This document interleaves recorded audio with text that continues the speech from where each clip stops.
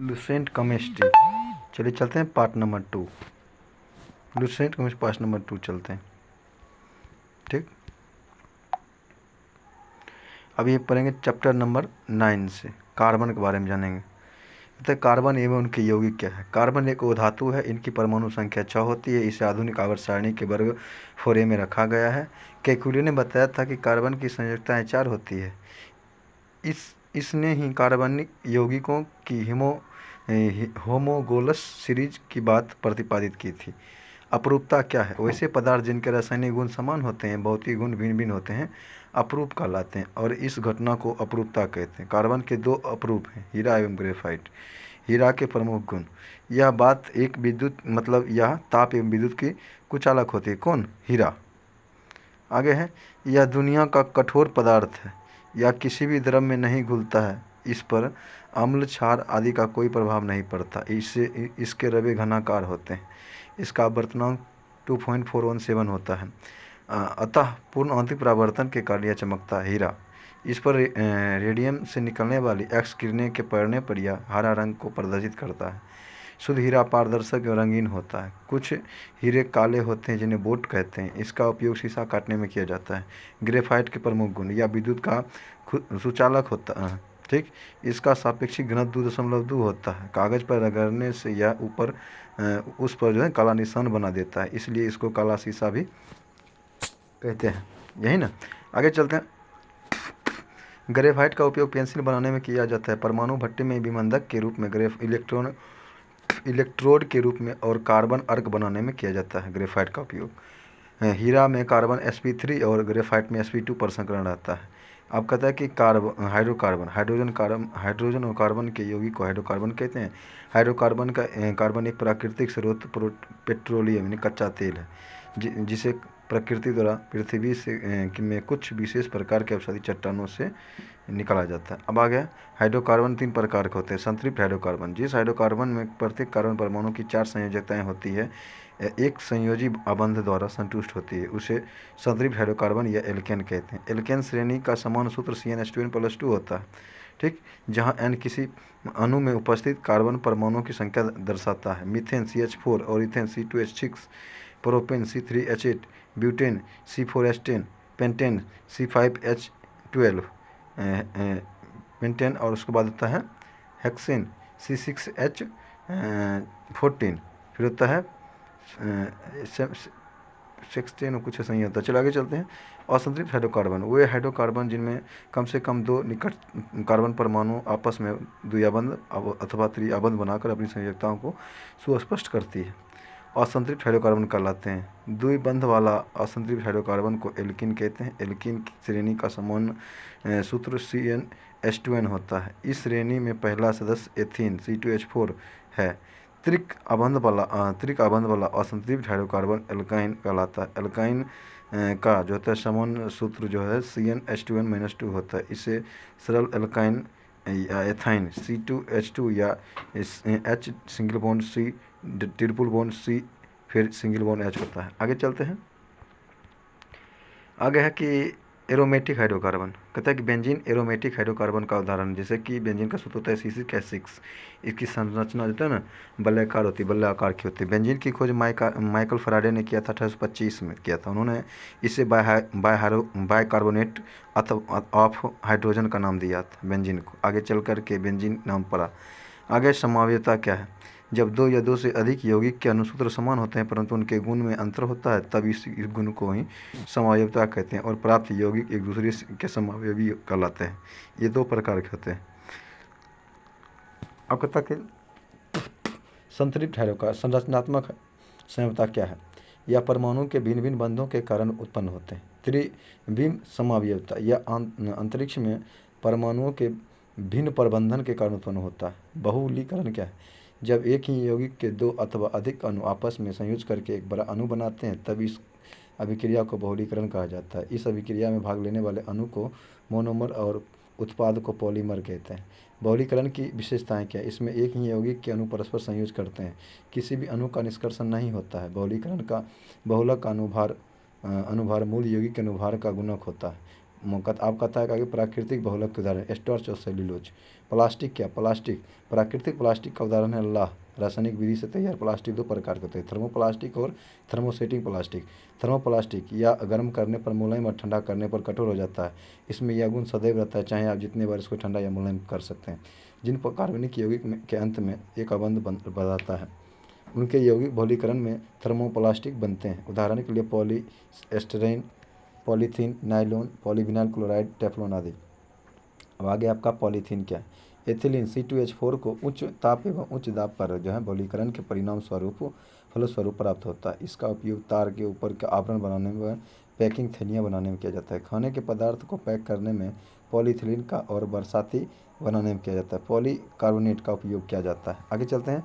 Polystyrene क्या है। Phenyl ethylene के बहुलीकरण के फलस्वरूप प्राप्त होता है। इसका उपयोग अम्ल रखने की बोतल, सेलों के कवर आदि बनाने में होता है।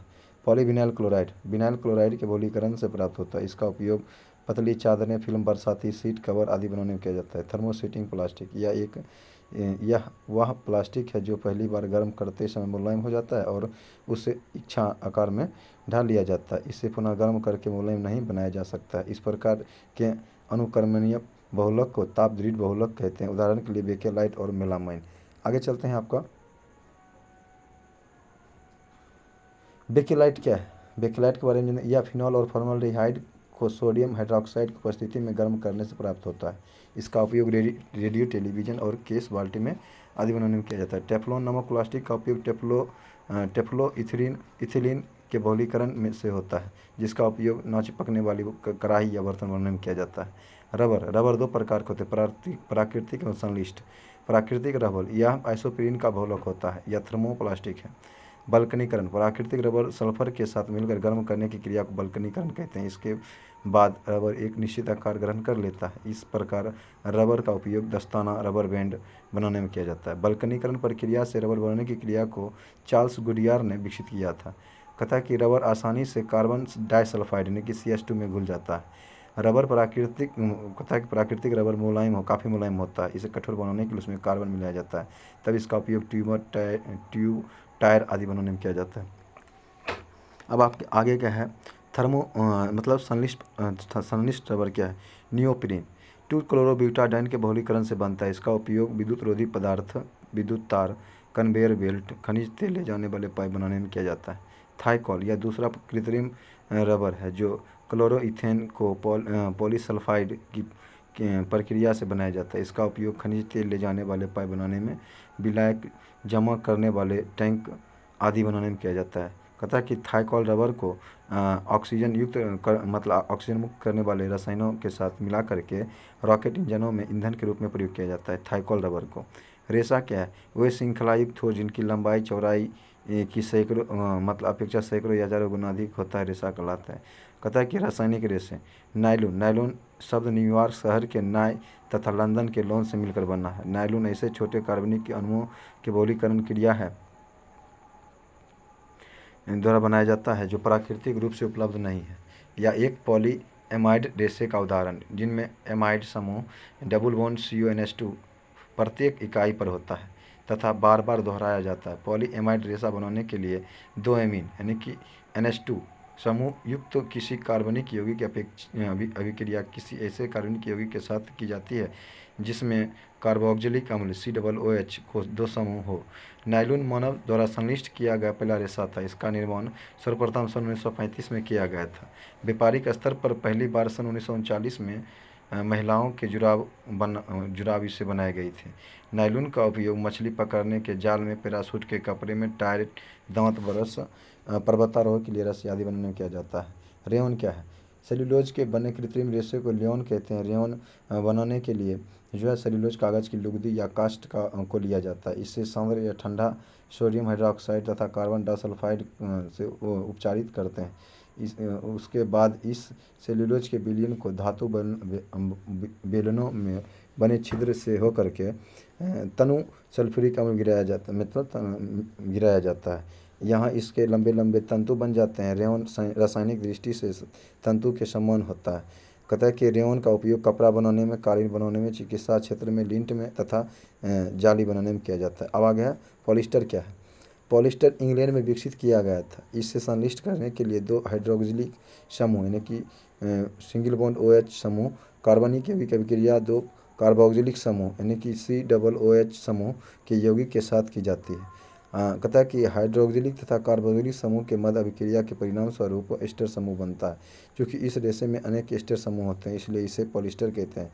पॉलिस्टर का उपयोग कपड़े के रूप में, नौकाओं तथा पाल बनाने में तथा अग्निशमन में प्रयुक्त हौज पाइपलाइन आदि में किया जाता है। अब आगे है आपका कार्बन फाइबर। कार्बन परमाणुओं की लवण श्रृंखला से बनी होती है। इसका संरक्षण नहीं होता है। इसका निर्माण संश्लिष्ट रेशे को ऑक्सीजन की अनुपस्थिति में गर्म करके किया जाता है, जिससे रेशे अपघटित होकर कार्बन फाइबर उत्पन्न करते हैं। इसका उपयोग अंतरिक्ष यान तथा खेलकूद की सामग्री बनाने में होता है। पेट्रोलियम उद्योग। पेट्रोलियम प्राकृतिक गैस के नीचे पाया जाता है। कच्चा पेट्रोलियम को प्रभाजी आसवन विधि द्वारा शुद्ध किया जाता है। विभिन्न क्वथनांक पर संगठित प्रभाजी प्रभाजी पृथक इकट्ठे कर लिए जाते हैं, जिसे पेट्रोल का उत्पादन कहा जाता है। अब आगे आपका पेट्रोलियम के उत्पादक जान लीजिए। प्राकृतिक गैस का होता है ताप परिसर 30 डिग्री सी से नीचे होता है। कार्बन की मात्रा होता है 1 से 4 के बीच में, और इसका उपयोग किया जाता है रसोई गैस के रूप में। फिर आपका है पेट्रोलियम में गैसोलीन का उपयोग किया जाता है ईंधन के स्पिरिट ईंधन और मोटर जैसे खोया और स्पिरिट के रूप में। इसका कार्बन परमाणु संख्या 5 से 10 होता है और इसका ताप परिसर होता है 20 से 100 के बीच। अब आगे आपका नेप्था का ताप परिसर होता है 100 से 180 डिग्री के बीच, और कार्बन अणुओं की संख्या होता है 7 से 12। ठीक, संश्लिष्ट रेशे के उत्पादन के लिए रूप में इसका उपयोग किया जाता है। अब आगे आपका किरासिन तेल। इसका होता है 175 से 250 डिग्री सी ताप परिसर, और कार्बन परमाणुओं की संख्या होती है 10 से 15 के बीच। इसका उपयोग लैंप एवं ट्यूब जलाने के लिए ईंधन के रूप में किया जाता है। फिर आगे आपका है डीजल का ताप परिसर होता है 250 से 350 डिग्री सी, और कार्बन परमाणु की संख्या 16 से 20 के बीच होता है। इसका उपयोग डीजल इंजन के ईंधन के रूप में करते हैं। अब आगे आपका स्नेह तेल। इसका ताप परिसर होता है 350 से 450 डिग्री सी, और कार्बन परमाणु की संख्या 20 से 30 के बीच होता है। स्नेहक के रूप में एवं दवा बनाने में किया जाता है इसका उपयोग। अब आगे है आपका पेट्रोलियम जेली का ताप परिसर 450 से 500 डिग्री सी के बीच होता है। इसका कार्बन अणुओं की संख्या होती है 30 से 35 तक, और इसमें स्नेहक एवं दवा बनाने में इसका उपयोग किया जाता है। फिर आगे आपका पैराफिन मोम। इसका ताप परिसर होता है 500 से ऊपर, और कार्बन श्रृंखला 35 से 40 के बीच में होती है, और मोमबत्ती एवं जलरोधी बनाने में किया जाता है। आगे आपका कोलतार अपशिष्ट है और इसका उपयोग सड़क बनाने में किया जाता है। आगे है आपका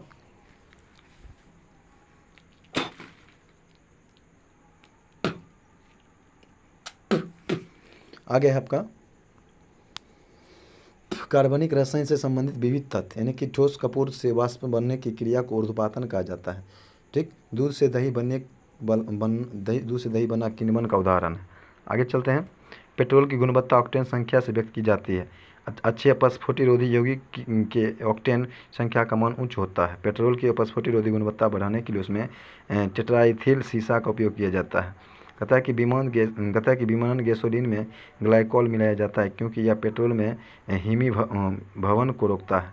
आगे व्यापारिक वैक्सलीन पेट्रोलियम से निकाला जाता है। पैराफिन पेट्रोलियम परिशोधन का उत्पाद है। अब आगे है आपका पेट्रोल का मुख्य घटक ऑक्टेन होता है। पेट्रोल का मुख्य संघटक ऑक्टेन है। गोबर गैस, प्राकृतिक गैस, बायोगैस एवं सेप्टी टैंक से निकलने वाली गैस के मिश्रण में मुख्यतः मीथेन गैस होती है। LPG का मुख्य घटक ब्यूटेन होता है। खदानों में अधिकांश विस्फोट हवा के साथ मीथेन के मिलने से होता है। सिगरेट लाइटर में ब्यूटेन गैस का प्रयोग किया जाता है। प्रशीतक फ्रियोन डाइक्लोरोमीथेन होता है। मस्टर्ड गैस का उपयोग प्रथम विश्व युद्ध में आयुध के रूप में किया गया था। कहता है कि गैस बिल्डिंग में फलों को कृत्रिम रूप से पकाने के लिए एसिटिलीन गैस का उपयोग किया जाता है। कैल्शियम कार्बाइड CaC2 जल से उपचारित करने पर एसिटिलीन देता है। कार्बन का ज़्यादातर इस्तेमाल रेफ्रिजरेटर में होता है। मिथेल अल्कोहल को वुड स्पिरिट भी कहा जाता है। संशोधित स्पिरिट में 95% इथाइल अल्कोहल होता है। कहता है कि अल्कोहलिक खमीर का आखिरी उत्पाद इथाइल अल्कोहल होता है। आगे चलते हैं। काठ से प्राप्त पायरोलिग्नियस अम्ल में 10% तक एसिटिक अम्ल होता है। कहता है कि बायोडीजल के उत्पाद में ट्रांस ट्रांस एस्टरीफिकेशन की प्रक्रिया अपनाई जाती है।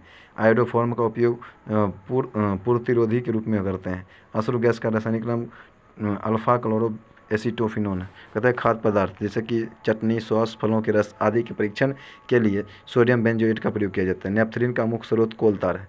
कहता है कि पॉलीकार्बोनेट बुलेट प्रूफ खिड़की बनाने में उपयोग में किया जाता है। मोम एल्डिहाइड है। फलों का मधुर स्वाद होता है फ्रक्टोज के कारण। आगे चलते हैं, आपका है ईंधन। कहता है कि ईंधन वह पदार्थ है जो हवा में घुल करके मतलब जल करके बगैर अनावश्यक उत्पाद के ऊष्मा उत्पन्न करता है, ईंधन कहलाता है। अच्छे ईंधन के निम्न गुण होते हैं। पहला कि वह सस्ता और आसानी से उपलब्ध होना चाहिए। दूसरा का उसका ऊष्मीयमान उच्च होना चाहिए। तीसरा का जलने के बाद उससे अधिक मात्रा में अपशिष्ट पदार्थ नहीं निकलना चाहिए। चौथा, जलने के दौरान या बाद कोई हानिकारक पदार्थ नहीं उत्पन्न होना चाहिए। पाँचवा, उसका जमाव या परिवहन आसान होना चाहिए। छठा, उसका जलना नियंत्रित होना चाहिए। सातवां, उसका प्रज्वलन ताप जो होता है निम्न होना चाहिए। कहता है कि जिस न्यूनतम ताप पर कोई पदार्थ जलना शुरू करता है उसे उस पदार्थ का ज्वलन ताप कहते हैं। आगे चलते हैं, आगे है ईंधन का ऊष्मीयमान। किसी ईंधन का ऊष्मीयमान ऊष्मा की वह मात्रा है जो उस ईंधन के 1 ग्राम को वायु तथा ऑक्सीजन में पूर्णतः जलने के पश्चात प्राप्त होती है। किसी भी अच्छे ईंधन का ऊष्मीयमान अधिक होना चाहिए। सभी ईंधनों में हाइड्रोजन का ऊष्मीयमान सबसे अधिक है, परंतु सुरक्षित भंडार की सुविधा नहीं होने के कारण इसका उपयोग आमतौर पर नहीं किया जाता। हाइड्रोजन का उपयोग रॉकेट ईंधन के रूप में तथा ताप उत्पन्न करने वाले ज्वालकों में किया जाता है। ठीक, हाइड्रोजन को भविष्य का ईंधन भी कहा जाता है। अपस्फोटन व ऑक्टेन संख्या। कहता है कुछ ईंधन ऐसे होते हैं जिनका वायु मिश्रण का इंजन सिलेंडर में ज्वलन समय के पहले हो जाता है, जिससे ऊष्मा पूर्णतया कार्य में परिवर्तित ना होकर के धात्विक ध्वनि उत्पन्न करने में नष्ट हो जाती है। यही धात्विक ध्वनि अपस्फोटन कहलाती है। कहते हैं ऐसे ईंधन जिनका अपस्फोटन अधिक होता है उपयोग के लिए उचित नहीं माने जाते हैं। अपस्फोटन कम करने के लिए ऐसे ईंधन में अपस्फोटरोधी यौगिक मिलाए जाते हैं जिससे इसका अपस्फोटन कम हो जाता है। सबसे अच्छा अपस्फोटरोधी यौगिक जो है ना TEL टेट्राइथिल लेड है। कहता है कि अपस्फोटन को ऑक्टेन संख्या के द्वारा व्यक्त किया जाता है। किसी ईंधन जिसका ऑक्टेन संख्या जितना अधिक होता है का अपस्फोटन उतना ही कम होता है तथा वह उतना ही मतलब उत्तम ईंधन माना जाता है। अब आगे ईंधन का वर्गीकरण। भौतिक अवस्था के आधार पर ईंधन को निम्न वर्गों में बांटा गया है। ठीक, देख लेते हैं। ईंधन को 2 भागों में बांटा गया है, ठोस ईंधन और गैसीय ईंधन। ठोस ईंधन में आता है लकड़ी, कोयला, चाल, कोल और कोक। और गैसीय ईंधन 3 भागों में बांटा गया है, ठोस ईंधन, गैस ईंधन, द्रव ईंधन। यानी कि ठोस ईंधन हो गया। अब आगे क्या है, द्रव ईंधन। द्रव ईंधन में आता है petrol, spirit, diesel, ether, kerosene तेल, अल्कोहल। गैस ईंधन में आता है प्राकृतिक gas, coal gas, producer gas, गोबर गैस। अब आगे आपका है कोयला। कार्बन की मात्रा के आधार पर कोयला 4 प्रकार के होते हैं। पीट कोयला, इसमें कार्बन की मात्रा 50 से 60 तक होता है।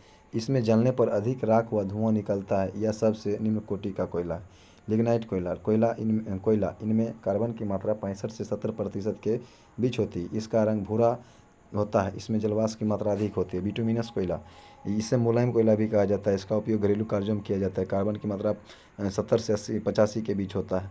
एंथ्रासाइट कोयला, यह कोयले की सबसे उत्तम कोटि का कोयला है। इसमें कार्बन 85 से 90 के बीच होता है। द्रव ईंधन, कहता है कि द्रव ईंधन पेट्रोल, डीजल, केरोसिन तेल, अल्कोहल, स्पिरिट और सभी द्रव ईंधन है। अब कहता है आपका गैसीय ईंधन क्या है। प्राकृतिक गैस या पेट्रोलियम कुएं से निकलती है।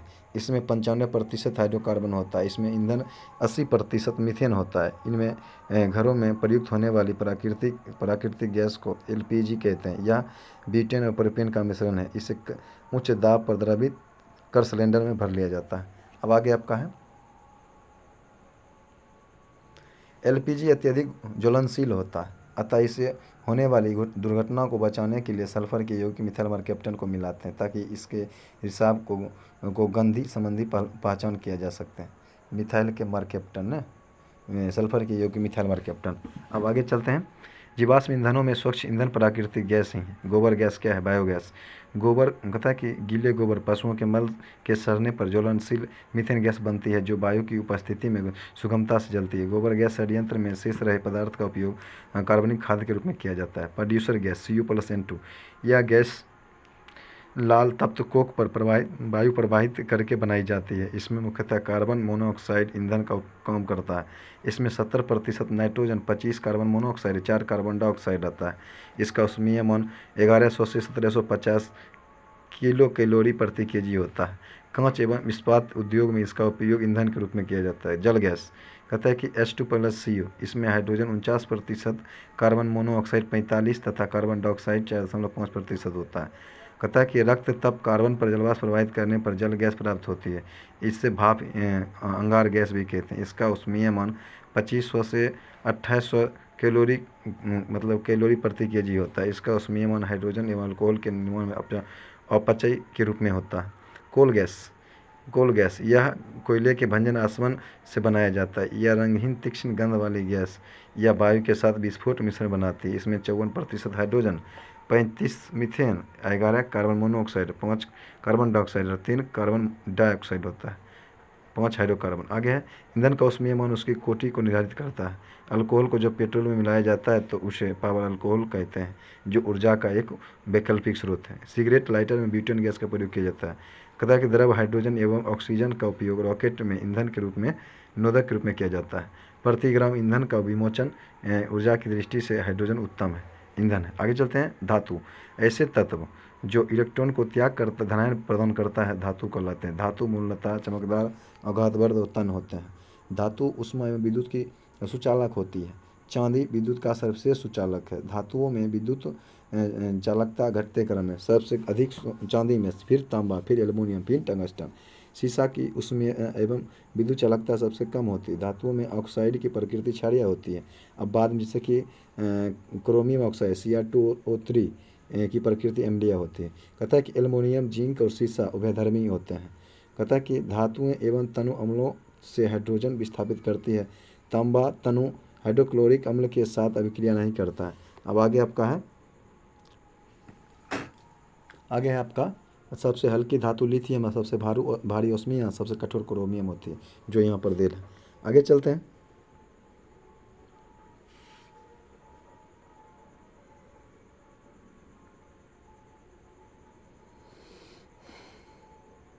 आगे है धातुओं की प्राप्ति कैसे होती है, उसके बारे में जान लेंगे।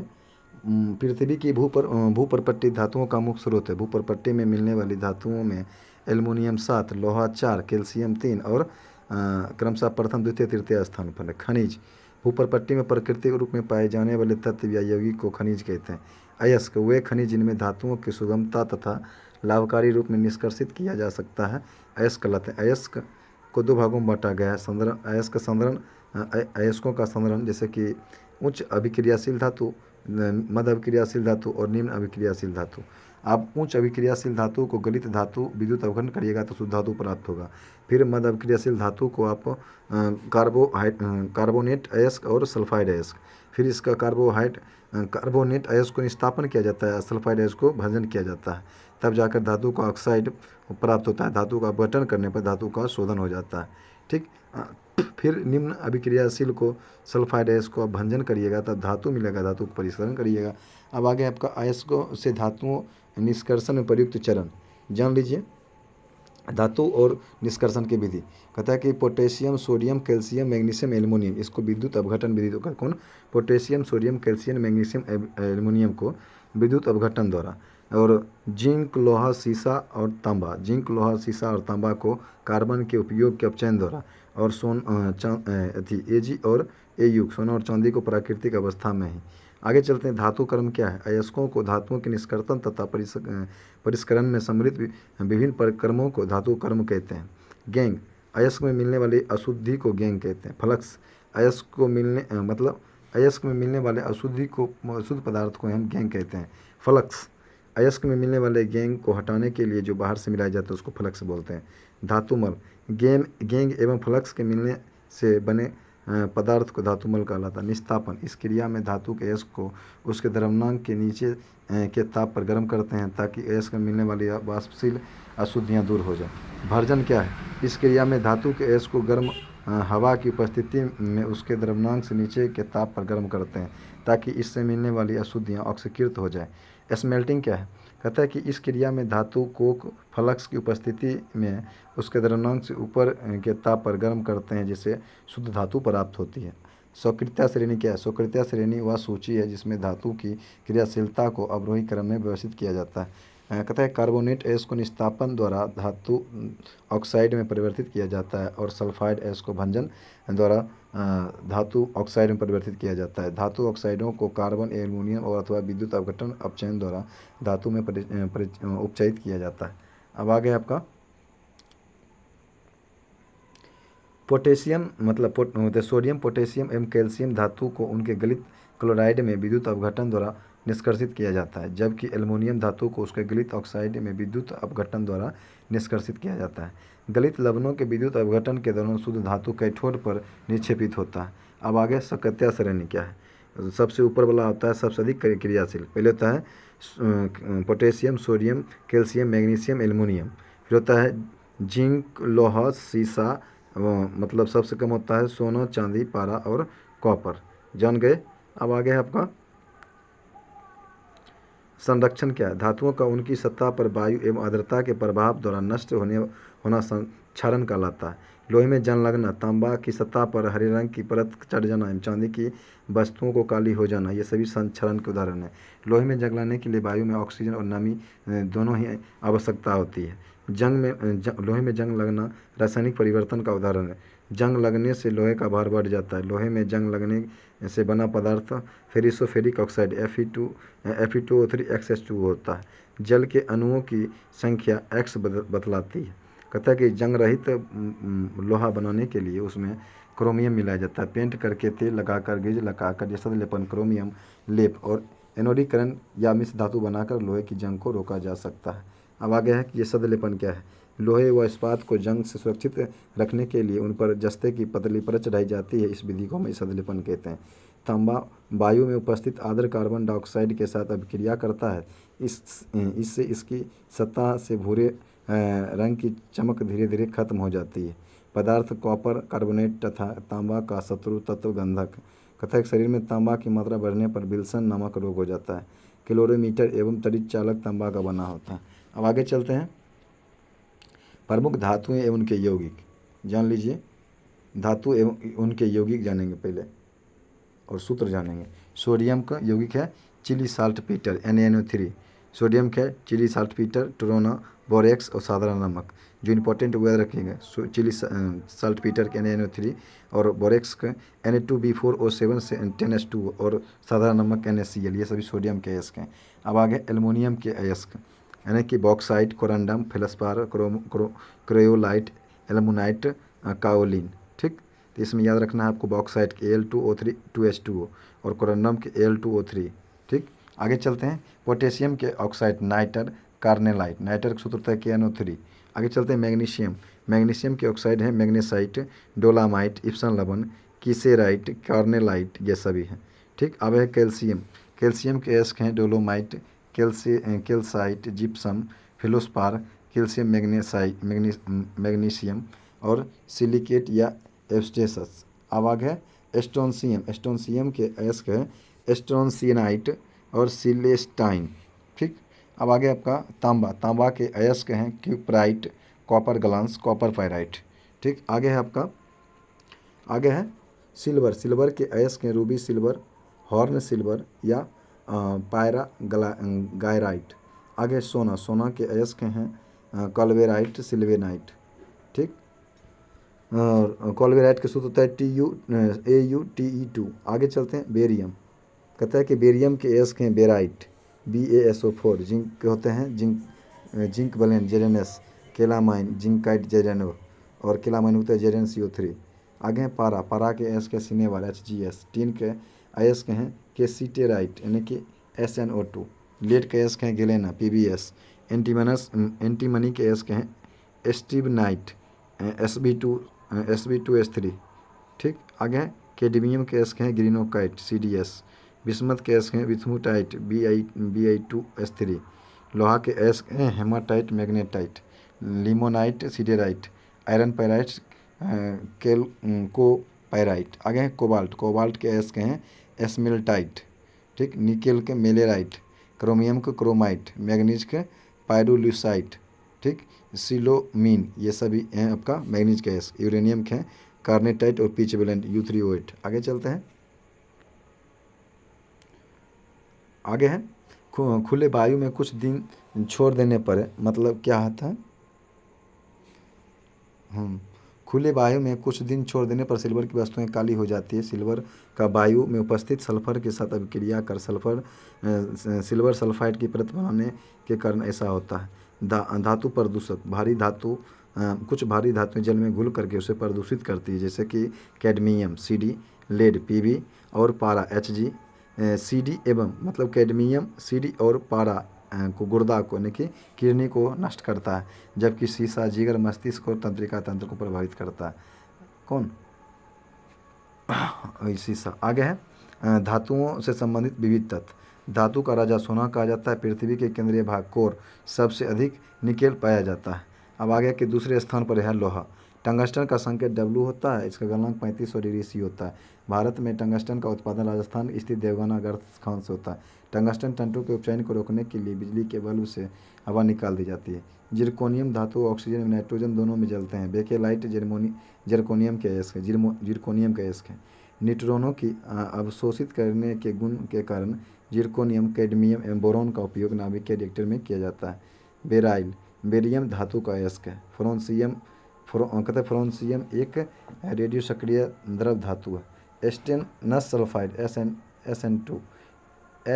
SnS2 को मोसोजोइक गोल्ड कहते हैं। इसका उपयोग पेंट के रूप में किया जाता है। टीना अपरूपता प्रदर्शित करता है। अब आगे क्या, सोडियम धातु का संग्रहण मिट्टी के तेल में करना चाहिए। आगे सोडियम का प्रयोग परावर्तक लैंपों में किया जाता है, जो सड़कों पर या पार्किंग में रोशनी के लिए किया जाता है। बिना बुझे चूने का रासायनिक नाम जो है ना, कैल्शियम ऑक्साइड है। सेल क्रिया में पट्टियों के निर्माण में कैल्शियम सल्फेट का उपयोग किया जाता है। अब आगे प्लास्टर ऑफ पेरिस जिप्सम से बनता है। CaSO4 and 2H2O। जिप्सम की जगह CaSO4 into हाफ H2O। कहते हैं एस्बेस्टस कैल्शियम और मैग्नीशियम से बनता है। बेरियम हाइड्रोक्साइड को बेराइटा वाटर भी कहते हैं। बेरियम सल्फेट का उपयोग बेरिंग मिल के रूप में उधर में एक्सरे में किया जाता है। आतिशबाजी के दौरान जो होता है हरा रंग बेरियम के कारण होता है, और लाल चटक रंग एस्ट्रोनशियम के कारण होता है। नीला रंग कॉपर के कारण होता है। कहता है कि लिथियम सबसे हल्का धात्विक तत्व है, यह सबसे प्रबल उपचायक होता है। चांदी Ag, सोना Au, तांबा Cu और प्लेटिनम Pt एवं बिस्मथ Bi अपने कम अभिक्रियाशीलता के कारण स्वतंत्र अवस्था में पाए जाते हैं।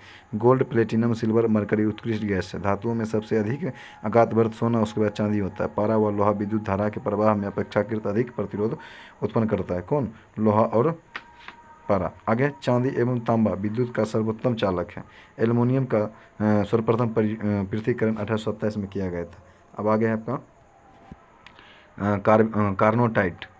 कहता है कि इसका रासायनिक नाम पोटेशियम यूरेनिलेट है। कैंसर रोग के इलाज में कोबाल्ट के समस्थानिक का उपयोग किया जाता है। कहता है कि सोडियम परऑक्साइड का उपयोग पनडुब्बी जहाज़ों तथा अस्पताल आदि की बंद हवा को शुद्ध करने में होता है। Na2O2। कहता है ग्रीनोकाइट्स कैडमियम का अयस्क है। कैडमियम का प्रयोग नाभिकीय रिएक्टर में न्यूट्रॉन मंदक के रूप में संग्रहक बैटरी में व निम्न गलनांक की मिश्र धातु बनाने में होता है। अब आगे आपका एक्टिनाइड।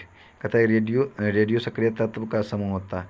विश्व प्रसिद्ध एफिल टावर का आधार स्टील और सीमेंट का बना होता है। लिथियम का संकेत Tm होता है।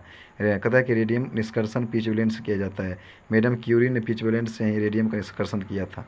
वायुयान के निर्माण में प्लेनियम धातु उपयुक्त होता है। कहता है कि गैसीय धातु कमरे के तापद्रव अवस्था में पाया जाता है। गैलियम धातु कमरे के तापद्रव अवस्था में पाया जाता है।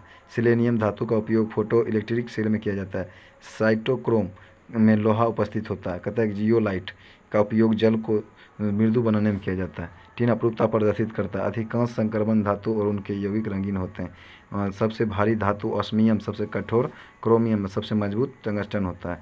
पोटेशियम कार्बोनेट K2CO3 को पर्ल S कहते हैं। क्रोमियम निकेल क्रोमियम और आयरन का मिश्र धातु है। विद्युत हीटर की कुंडली नाइक्रोम की बनी होती है। क्रोमिक अम्ल का रासायनिक नाम क्रोमियम ट्राइऑक्साइड है। कहता है कि ब्रिटेनिया धातु एंटीमनी एवं तांबा टीन की मिश्र धातु है। कहता है कि बारूद 75% पोटेशियम नाइट्रेट 10% जो है आपका गंधक और 15% चालकोर और अन्य धातु होता है। अब आ गया बेबिट धातु। कहता है कि बेबिट धातु 89% टीन, 9% एंटीमनी और 2% तांबा होता है। समूह एक के तत्व क्षार धातु कहलाते हैं एवं इसके डाइलेक्ट्रिक क्षारीय होते हैं, जबकि समूह 11 के तत्व क्षारीय मृदा धातु कहलाते हैं। आगे टाइटेनियम को रणनीतिक धातु कहते हैं क्योंकि इसका उपयोग रक्षा उत्पादन में होता है। यह इस्पात के बराबर मजबूत लेकिन भार में इसका आधा गुण वाला होता है। वायु का फ्रेम एवं इंजन बनाने में नाभिकीय रिएक्टर का उपयोग किया जाता है। फ्लैश बल्बों में नाइट्रोजन गैस के वायुयन में मैग्नीशियम का तार रखा जाता है तथा एल्युमिनियम ऑक्साइड कपड़ों को आधार बनाने तथा जलरोधी कपड़े तैयार करने में किया जाता है। कैल्शियम कार्बाइड पर जल की प्रक्रिया से एसिटिलीन गैस प्राप्त होती है। पिटवा लोहा में कार्बन की मात्रा सबसे कम यानी कि 0.12 से 0.25 के बीच होता है। पिटवा लोहा यह अपेक्षाकृत शुद्ध होता है लोहा। आगे चलते हैं।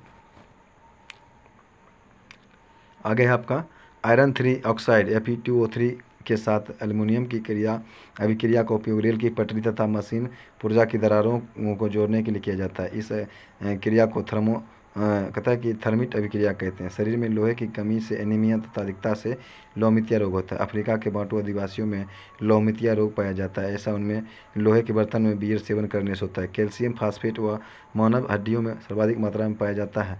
टीन की अधिक मात्रा युक्त कांसा को श्वेत कांसा कहते हैं। जिंक फास्फाइड का उपयोग चूहा विष के रूप में किया जाता है। लकड़ी की वस्तुओं को कीड़ों से बचाने के लिए उस पर जिंक क्लोराइड का लेपन किया जाता है। जिंक ऑक्साइड को जस्ते का फूल कहते हैं। इसका हाइट अथवा चाइनीज हाइट के नाम से सफ़ेद पेंटों में प्रयोग किया जाता है। इसका उपयोग मरहम व चेहरे की क्रीम बनाने में किया जाता है। Silver chloride AgCl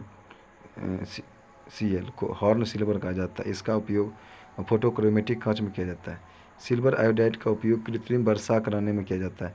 silver nitrate AgNO3 इसका उपयोग निशान लगाने वाले स्याही बनाने में किया जाता है। आगे है मतदान के समय मतदाताओं की उंगली पर इसकी निशान लगाया जाता है। सूर्य की प्रकाश में अवघटित हो जाने के कारण इसे रंगीन बोतलों में रखा जाता है। सिल्वर ब्रोमाइड का उपयोग जो होता है फोटोग्राफी में होता है। कहता है कि चांदी के चम्मच में अंडा खाना वर्जित रहता है क्योंकि चांदी अंडे में उपस्थित गंधक से अभिक्रिया कर काले रंग का सिल्वर सल्फाइड यानी कि Ag2S बनाती है, जिससे चम्मच नष्ट हो जाती है। कहता है कि सोना को कठोर बनाने के लिए उसमें तांबा या चांदी मिलाया जाता है। शुद्ध सोना 24 कैरेट का होता है। आभूषण बनाने के लिए उसमें 22 कैरेट का उपयोग किया जाता है। आयरन पैराइट FeSu इसको झूठा सोना या बेवकूफ़ों का सोना कहा जाता है। स्वर्ण लेपन में पोटेशियम ऑरिसाइनाइड का उपयोग विद्युत अपघट के रूप में किया जाता है। ऑरिक क्लोराइड का उपयोग सर्प विरोधी सुई बनाने में किया जाता है। प्लेटिनम को सफ़ेद सोना कहा जाता है। अब आगे के पारा को क्विक सिल्वर के नाम से भी जाना जाता है। इसका निष्कर्षण मुख्यतः शनिवार से होता है। पारा को लौह पात्र में रखा जाता है क्योंकि यह लोहे के साथ अमलगम नहीं बनाता है। ट्यूबलाइट में सामान्यतः पारा का वाष्प और आर्गन गैस भरी जाती है। शीशा सबसे अधिक अस्थायी तत्व है। इसका उपयोग कागज पर निशान लिखने में किया जाता है। लेड आर्सेनिक नामक मिश्र धातु का उपयोग गोली बनाने में तथा कार्बन शीशा का उपयोग कृत्रिम अंगों के निर्माण में होता है। लेड ऑक्साइड को लिथार्ज कहा जाता है जो एक वैधर्मी ऑक्साइड है। इसका उपयोग रबर उद्योग में स्टोरेज बैटरी के निर्माण में तथा फ्लिंट कांच बनाने में किया जाता है। अब आगे की बेसिक लेड कार्बोनेट को वाइट लेड कहा जाता है। इसे सफ़ेदा के नाम से भी जाना जाता है। लेड टेट्रा इथाइल का उपयोग अपस्फोटन रोकने में किया जाता है। कहता है कि लेड पाइप पीने के जल को ले जाने में उपयुक्त नहीं होते हैं क्योंकि ये वायु मिश्रित जल के साथ घुल करके विषैले लेड हाइड्रोक्साइड उत्पन्न करते हैं। अब आगे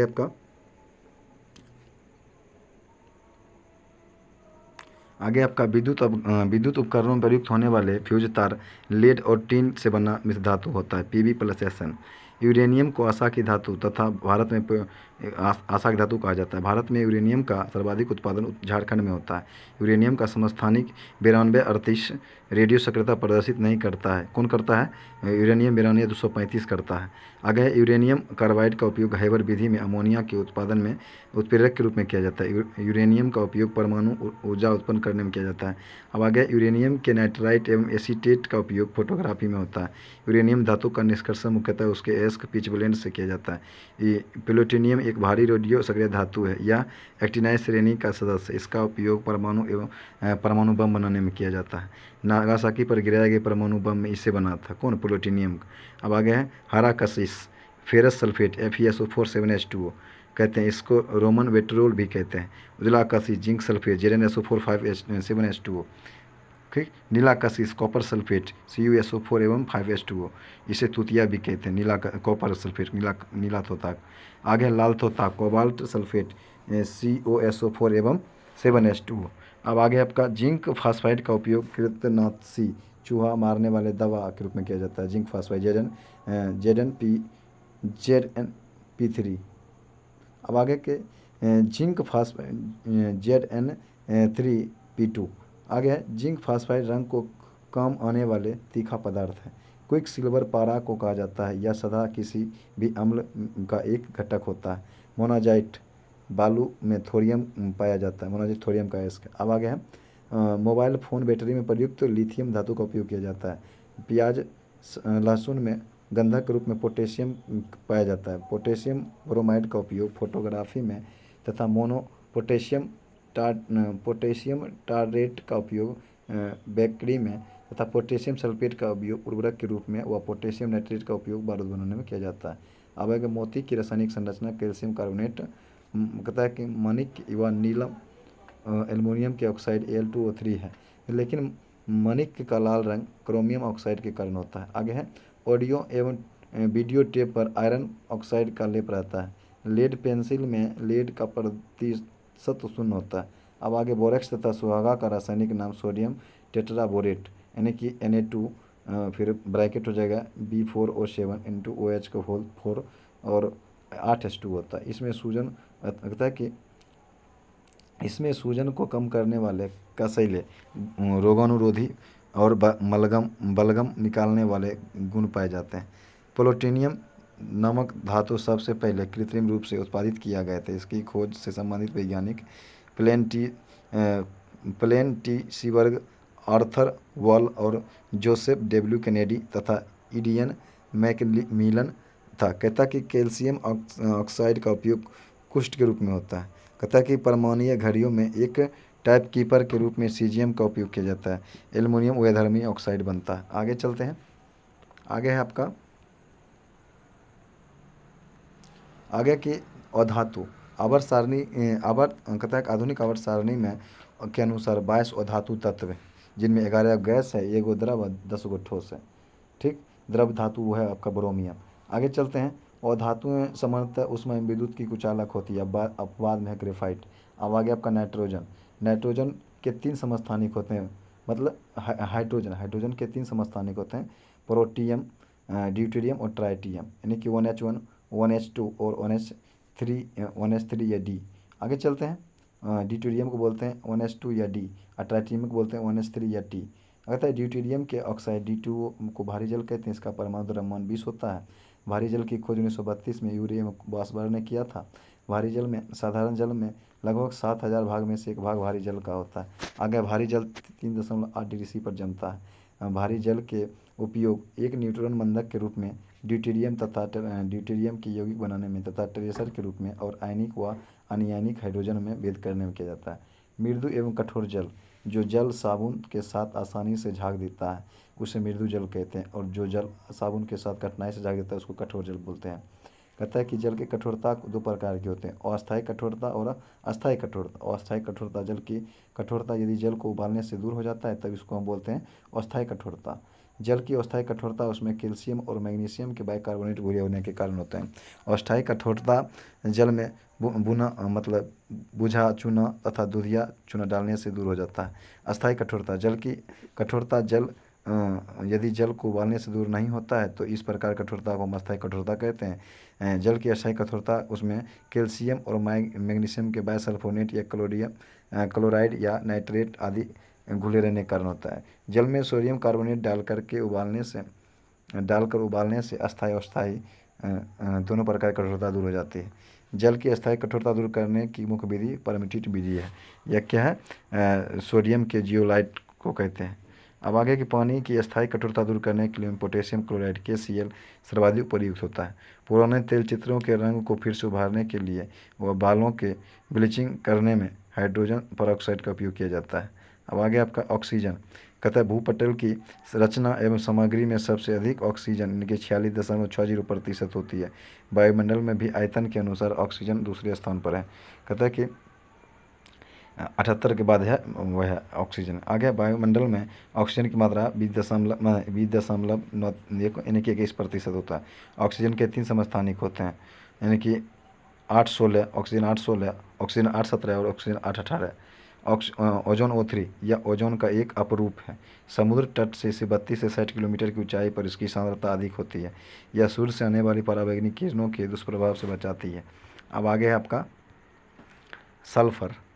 कहता है कि पृथ्वी पटल में सल्फर की प्रतिशत 0.05% है। सल्फर से प्राप्त महत्वपूर्ण यौगिक रासायनिक सल्फ्यूरिक अम्ल व ऑयल ऑफ विट्रियोल जिसको हम भी कहते हैं। कहता है सांद्र सल्फ्यूरिक अम्ल यानी कि 98% शुद्ध होता है तथा इसकी नॉर्मलता 18 मोल होती है। सल्फ्यूरिक अम्ल के उपयोग सल्फ्यूरिक अम्ल का मुख्य भाग और उर्वरक जैसे कि अमोनियम सल्फेट सुपर फास्फेट के संश्लेषण में प्रयुक्त होता है। पेट्रोलियम ईंधन में, संचालक बैटरी में, वृहत स्तर पर डिटर्जेंट उद्योग में और रंजक द्रव्य पेंट व रंग के विश्लेषण में प्रयुक्त होने वाले मध्यवर्ती यौगिक बनाने में किया जाता है। अब आगे आपका नाइट्रोजन। कहता है कि आयतन की दृष्टि से वायुमंडल में नाइट्रोजन 78% भाग आणविक नाइट्रोजन है। वायुमंडल सहित पृथ्वी पर नाइट्रोजन का बहुमूल्य भार अनुसार 0.01% है। नाइट्रोजन का उपयोग वहाँ भी करते हैं जहाँ किसी निष्क्रिय गैस की आवश्यकता होती है जैसे लोहा, इस्पात आदि। कहता है कि द्रव नाइट्रोजन का उपयोग गैस पदार्थों के लिए प्रशीतक के रूप में, भोज्य पदार्थों को जमा करने एवं निम्न ताप पर शैल चिकित्सा के लिए किया जाता है। नाइट्रोजन ऑक्साइड एक हास्य गैस है N2O। नाइट्रोजन के यौगिक में अमोनिया एक प्रमुख यौगिक है। इसका निर्माण हैबर विधि द्वारा किया जाता है। यह जल में आसानी से घुल जाता है। अमोनिया की यौगिक सल्फर बनाने में, नाइट्रिक अम्ल के निर्माण में और यूरिया में और अमोनियम सल्फेट में ठीक आदि उर्वरक बनाने में तथा सोडियम बाइकार्बोनेट व सोडियम कार्बोनेट के निर्माण में करने में किया जाता है। अमोनिया लवण बनाने में तथा विस्फोटक बनाने में तथा कृत्रिम रेशा बनाने में, घरेलू प्रतिशत के गैस के रूप में, अश्रु गैस के रूप में। कहता है कि दलहनी पौधे की जड़ें में राइबोजियम नामक जीवाणु पाए जाते हैं जो नाइट्रोजन स्थिरीकरण में भाग लेते हैं। प्रकाश रासायनिक या धूमकोरा क्या है? यह वाहनों तथा कारखानों से निकलने वाले नाइट्रोजन के ऑक्साइड तथा हाइड्रोकार्बन पर सूर्य के प्रकाश की क्रिया के पर उत्पन्न होता है। यह सामान्यतः घनी आबादी वाले उन शहरों में मिलता है जहां पेट्रोल डीजल वाले वाहन बहुत अधिक मात्रा में चलते हैं। नाइट्रोजन ऑक्साइड NO निकलते हैं। कहता है कि इससे क्या होता है कि हमारी आँख में जलन उत्पन्न हो जाती है, आंसू आ जाते हैं, कभी कभी ये होता है कि आँख खराब भी हो जाता है। यह कोहरा श्वसन तंत्र को भी प्रभावित हानि पहुँचाता है। यह कोहरे की भारी धुआं NO2 के भूरे रंग के कारण होती है। NO की रासायनिक अभिक्रिया द्वारा NO2 बनती है। तड़ित के कारण भी नाइट्रोजन एवं ऑक्सीजन की प्रतिक्रिया से नाइट्रोजन के ऑक्साइड बनते हैं। नाइट्रोजन ऑक्साइड या सामान्य वायुमंडलीय गैस प्रदूषकों को उस समय बहुत उपयोगी पाया जाता है जब वह शरीर की कोशिकाओं में उत्पन्न होती है। इससे हृदय रोग की चिकित्सा होती है और इससे आश्चर्यजनक ड्रग वियाग्रा विकसित होता है। इसकी खोज पर वैज्ञानिक रॉबर्ट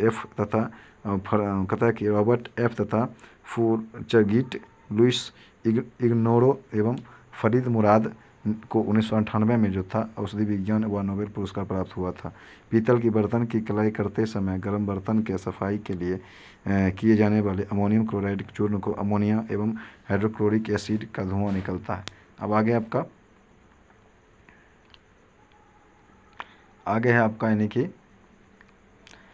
फास्फोरस। कहता है कि फास्फोरस प्राणी तथा वनस्पति पदार्थों का आवश्यक अवयव है। यह हड्डियों व जीव कोशिकाओं DNA में उपस्थित होता है। फास्फोरस अपरूपता प्रदर्शित करती है। श्वेत फास्फोरस, लाल फास्फोरस तथा काला फास्फोरस इसके अपरूप हैं। लाल फास्फोरस श्वेत फास्फोरस की अपेक्षा कम क्रियाशील तथा अम्ल विलय होता है। यह फास्फोरस का अस्थायी रूप है। कहता है कि युद्ध के समय धुएं का पर्दा बनाने के लिए फॉस्फिन PH3 का उपयोग किया जाता है। दिया सलाई में के नोक पर लाल फास्फोरस का प्रयोग किया जाता है। अब आगे हैलोजन। वर्ग 7A के तत्वों का हैलोजन कहा जाता है। हैलोजनों में सर्वाधिक अभिक्रियाशील होता है आपका फ्लोरीन का उपयोग। इसका उपयोग UF6 तथा HF6 बनाने में होता है। इसको क्रमशः परमाणु ऊर्जा व उत्पादन व परावैद्युतिकी में इस्तेमाल किया जाता है। हाइड्रोजन फ्लोराइड के उपयोग द्वारा क्लोरोफ्लोरोकार्बन यौगिक व पॉलीटेट्राफ्लोरोइथिलीन टेफ्लॉन संश्लेषित किए जाते हैं। कहता है कि क्लोरोफ्लोरोकार्बन यौगिकों को फ्रियोन कहते हैं। इसका उपयोग प्रतिशतक में रूप में एरोसॉल में किया जाता है। नॉन स्टिक बर्तन का ऊपर टेफ्लॉन का परत चढ़ाया जाता है। अब आगे कहता है कि क्लोरीन का उपयोग उनके कार्बन यौगिक में पॉलीविनाइल क्लोराइड तथा क्लोरीकृत हाइड्रोकार्बन औषधियाँ तथा शाकनाशी तथा कीटनाशी में संश्लेषण किया जाता है। पीने के पानी को शुद्ध करने में इसका उपयोग किया जाता है। तरल अवस्था में पाए जाने वाला अधातु ब्रोमीन है। इसका उपयोग एथिलीन ब्रोमाइड के संश्लेषण में होता है, जिसके शीशाकृत पेट्रोल मिलाया जाता है। इसके अतिरिक्त सिल्वर ब्रोमाइड बनाने में ब्रोमीन इस्तेमाल करते हैं, जिसकी आवश्यकता फोटोग्राफी में होती है। समुद्री खरपतवार आयोडीन का महत्वपूर्ण स्रोत है। आयोडीन सामान्य ताप पर ठोस अवस्था में पाया जाता है। आयोडीकृत नमक साधारणतः पोटेशियम आयोडाइड के रूप में किया जाता है। आयोडीन में धात्विक चमक होती है। अब आगे कि अधातुओं से संबंधित कुछ महत्वपूर्ण तत्व। सिलिकॉन कार्बाइड का दूसरा नाम कार्बोरेंडम है। कहता है कि वाहनों से निकलने वाली प्रदूषित गैस मुख्यतः कार्बन मोनोऑक्साइड है। इसकी विषाक्तता मुख्यतः रक्त की ऑक्सीजन को वहन करने की क्षमता से को प्रभावित करती है। वायु प्रदूषक में यह सबसे हानिकारक है। कार्बन मोनोऑक्साइड की विषैली प्रकृति को कार्बोक्सिलिक अम्ल समाप्त कर देता है। रात को पेड़ के नीचे सोने की सलाह नहीं दी जाती है, क्योंकि रात में कार्बन डाइऑक्साइड छोड़ता है, विमोचन करता है। क्वार्टेज सिलिकॉन सिलिकेट का बना होता है। कृत्रिम सांस के लिए ऑक्सीजन एवं हीलियम के मिश्रण का उपयोग किया जाता है। कार्बन डाइऑक्साइड CO2 का उपयोग आग बुझाने में, मृदु पेय पदार्थ में बीकर को भंडारित करने में, सोडा वाटर में, डबल रोटी को स्पंज के बनाने में, हरित गृह प्रवाह में तथा ग्लोबल वार्मिंग के लिए उत्तरदायी गैस CO2 है। ओजोन गैस चांदी की सतह को काला कर देता है। आगे चलते हैं। आगे हाइड्रोजन सल्फाइड की गंध शरीर अंडे की समान होती है। यह स्वयं जलती है, लेकिन जलने से में सहायक नहीं होती। इसकी उपस्थिति के कारण पीत का रंग हवा में फीका पड़ जाता है। पीतल का रंग कैसा पड़ता है? फीका पड़ जाता है। लेड संचालित बैटरी की हाइड्रोजन सल्फाइड की H2S कहता है कि लेड संचालित बैटरी में आवेशित होने पर सल्फ्यूरिक अम्ल की खपत होती है। अब आगे निष्क्रिय गैस। अवर सारणी में शून्य वर्ग में 6 तत्व helium He, neon Ne, argon Ar, krypton Kr, xenon Xe और रेडॉन Rn। ये सभी तत्व रासायनिक रूप से निष्क्रिय है, अतः इन तत्वों को अक्रिय गैस या उत्कृष्ट गैस कहते हैं। इस गैस में आर्गन और जिनोन कुछ यौगिक बनाते हैं। अक्रिय गैस की खोज रेमजे ने किया था। हीलियम हल्की तथा जो अज्वलनशील गैस है, इसकी खोज फ्रैंकलैंड तथा लोकेयर ने की थी। अब आगे कि इसका उपयोग गुब्बारों भरने में, मौसम संबंधी अध्ययन के लिए, ठंडी वायु वाली नाभिकीय भट्टी में और द्रव हीलियम का उपयोग निम्न ताप पर प्रयोगों में तथा निम्न तापीय अभिकर्मक के रूप में तथा अस्पतालों में कृत्रिम सांस में ऑक्सीजन के साथ हीलियम मिला गैस दिया जाता है। गोताखोर द्वारा भी अधिक गहराई में सांस के लिए कहता है कि हीलियम एवं ऑक्सीजन के मिश्रण का उपयोग किया जाता है हवाई जहाज में टायरों में भरने में। आगे वायु के साथ विस्फोटक मिश्रण नहीं बनाने के कारण वायु भरे गुब्बारों में हीलियम को हाइड्रोजन की अपेक्षा वरीयता दी जाती है। अब आगे नियोन का उपयोग। नियोन विसर्जन लैंपों व ट्यूबों तथा प्रतिदीप्ति बल्बों में भरी जाती है। जिनका विज्ञापन के लिए इस्तेमाल करते हैं।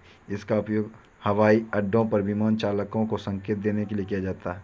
किसका? नियोन का। इसका उपयोग प्रकाश कोहरे में अधिक चमकता है। अब आगे आर्गन की खोज रेमजे ने किया था, जो यह वायुमंडल में सबसे अधिक मात्रा में पाए जाने वाला अक्रिय गैस है। आर्गन का उपयोग मुख्यतः उच्च तापीय धातु कर्म अभिक्रिया तथा धातुओं अथवा मिश्रधातुओं की आर्किड वेल्डिंग में निष्क्रिय वातावरण उत्पन्न करने में तथा बिजली के बल्ब भरने में किया जाता है। क्रिप्टन, इसका उपयोग बिजली का बल्ब बनाने में, फोटोग्राफी में किया जाता है। इसे लेजर बनाने में प्रयोग किया जाता है। जेनॉन, यह सर्वाधिक यौगिक बनाने वाला अक्रिय गैस है। इसे स्ट्रेंजर गैस भी कहते हैं। यह जल में घुलनशील है। रेडॉन को छोड़कर अन्य सभी अक्रिय गैस वायुमंडल में मुक्त अवस्था में पाई जाती है। यह रेडियो सक्रिय तत्व है। इसका उपयोग रेडियोथेरेपी के रूप में कैंसर के इलाज में किया जाता है। रेडॉन आगे है कि धातुएं और उनके यौगिक का उपयोग। फेरस ऑक्साइड हरा कांच बनाने में और फेरस लवण के निर्माण में। फेरिक यौगिक Fe3O4 जेवरात पॉलिश करने में तथा फेरिक लवणों में। फेरिक हाइड्रोक्साइड FeOH का होल थ्राइस प्रयोगशाला में प्रतिकारक के रूप में और दवा बनाने में। फेरस सल्फेट FeSO4M7H2 रंग उद्योग में, मोहर लवण बनाने में तथा स्याही बनाने में। आयोडीन कीटाणुनाशक के रूप में औषधियों के उत्पादन में, टिंचर आयोडीन बनाने में तथा रंग उद्योग में आयोडीन। अब आगे है कि ब्रोमीन रंग उद्योग में, टिंचर आयोडीन टिंचर गैस बनाने में तथा प्रतिकारक के रूप में औषधि बनाने में। अब आगे चलते हैं। अब आगे आपका हाइड्रोक्लोरिक अम्ल HCl क्लोरीन बनाने मतलब क्लोरीन बनाने में, अम्लराज बनाने में तथा रंग बनाने में, क्लोराइड लवणों के निर्माण में। क्लोरीन कहता है कि हाइड्रोक्लोरिक अम्ल HCl के निर्माण में तथा मास्टर गैस ब्लीचिंग पाउडर आदि और कपड़ा के एवं कागज के विरंजक करने में। अब आगे सल्फ्यूरिक अम्ल H2SO4 प्रयोगशाला में प्रतिकारक के रूप में, रंग उत्पादन में, पेट्रोलियम के शुद्धिकरण में, स्टोरेज बैटरी में। सल्फाइड ऑक्साइड SO2 अवकारक के रूप में, ऑक्सीकारक के रूप में और विरंजक के रूप में। हाइड्रोजन सल्फाइड H2S सल्फाइड के निर्माण में, लवणों के भास्मिक मूलकों को गुणात्मक विश्लेषण में।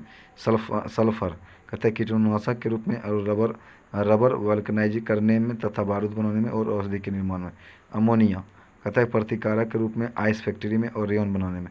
नाइट्रोजन ऑक्साइड N2 शैल चिकित्सा में।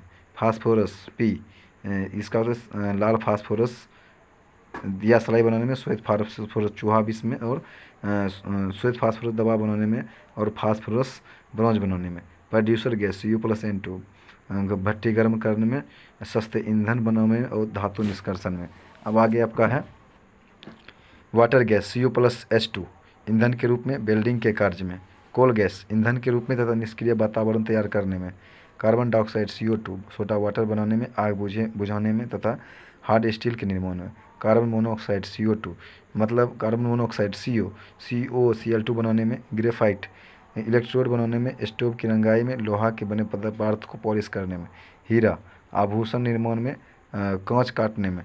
एल्युमिनियम सल्फेट Al2SO4 को होल थ्राइस × 18H2O कागज उद्योग में, कपड़ों की छपाई में, आग बुझाने में तथा अग्निरोधक कपड़ा बनाने में। कहता है कि अनादर एल्युमिनियम क्लोराइड AgCl3 पोटेशियम के भंजन में, पोटेशियम एल्युमिनेट सल्फेट या पोटास एलम KlSO4 खोल ट्वाइस में तथा 12H2O। कहता है कि जल को शुद्ध करने में, कपड़ा उद्योग में तथा कपड़ों की रंगाई में, अग्नि शोधक वस्त्र बनाने में तथा रक्तस्राव को रोकने में, हजामत के दौरान कट जाने पर। कहता है कि फिटकरी पोटास एलम को ही हम साधारण तौर पर फिटकरी कहते हैं। यह पोटेशियम एल्युमिनियम सल्फेट का द्विक लवण होता है। फिटकरी का रासायनिक नाम पोटेशियम एल्युमिनियम सल्फेट होता है। इसका रासायनिक सूत्र K2SO4 K2SO4 कहता है K2SO4 और होता है आपका K2SO4 Al2SO4 का होल थ्राइस × 24H2O। K2SO4 × कहता है कि Al SO4 को होल थ्राइस × 24H2O। इसे पोटास फिटकरी भी कहता है। फिटकरी के भौतिक गुण 90 डिग्री ताप पर यह पिघल जाता है। आगे इसे 200 डिग्री ताप तक गर्म करने पर इसका क्रिस्टल जल निकाल लिया जाता है और यह एक सांद्र पदार्थ में परिवर्तित हो जाती है, जिसे ब्रंट एलुम कहते हैं। ब्रंट एलुम को फिटकरी के फूल के नाम से जाना जाता है। फिटकरी का उपयोग रक्तदाब को रोकने में तथा जीवाणुनाशक तथा प्रतिरोधक के रूप में, जल शोधन में तथा चमड़ा तथा कागज उद्योग में किया जाता है। आगे आपका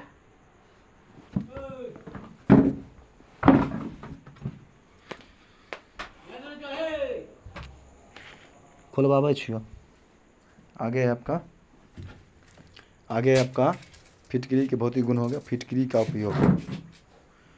का उपयोग जो है रक्त बहाव को रोकने में किया जाता है, जीवाणुनाशक के रूप में और प्रतिरोधकी रूप में किया जाता है, जल शोधन में, चमड़ा तथा कागज उद्योग में और कपड़ा की रंगाई में। अब आगे का mercuric acid mercuric chloride AgCl2 calamine बनाने में तथा कीटनाशक के रूप में। आगे चलते हैं। आगे है आपका mercuric oxide AgO2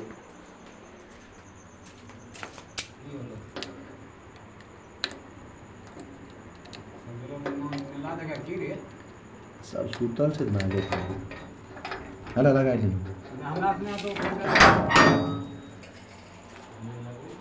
mercuric oxide AgO कथा के मलहम बनाने में, जहर के रूप में तथा मरकरी थर्मामीटर में, सिंदूर बनाने में तथा अमलगम बनाने में किया जाता है। जिंक सल्फाइड ZnS श्वेत पिगमेंट के रूप में, जिंक फास्फाइड या उजला तोथा ZnSO4 एवं 7H2 कहता है कि लिथोफोन के निर्माण में तथा आँख के लिए लोशन बनाने में और केलिको छपाई में, चर्म उद्योग में और कवकनाशी के रूप में। जिंक क्लोराइड ZnCl2 कहता है कि टेक्सटाइल उद्योग में, कार्बनिक संश्लेषण में तथा हो गया आपका ताम्र कांच आदि को सतहों के जोड़ने में। अब आगे के जिंक ऑक्साइड Zn मलहम बनाने में, पेर्सिलिन चमक और चमक लाने में। जिंक का उपयोग बैटरी बनाने में और हाइड्रोजन बनाने में। Calcium carbide